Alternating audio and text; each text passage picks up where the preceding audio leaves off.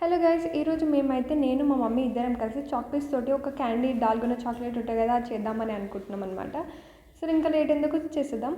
First pan పెట్టుకొని ఆ తర్వాత కొన్ని వాటర్ పోసుకున్నాము. ఆ తర్వాత ముందే చాక్లెట్స్ తీసుకున్న పౌడర్ ఉంటుంది కదా, అది వేసేసామన్నమాట. మాకైతే చాలా ఇంట్రెస్టింగ్ ఉంది ఎలా అవుతుందో అని చెప్పేసి. మేము ఫస్ట్ టైం ట్రై చేసాం. అది ఫస్ట్ స్టార్టింగ్లోనే బబుల్స్ వచ్చినాయి. ఆ తర్వాత కొంచెం కలిపిన తర్వాత షుగర్ వేసి మళ్ళీ అది కొంచెం డ్రై అయిపోయిన తర్వాత కొంచెం వాటర్ పోసామన్నమాట.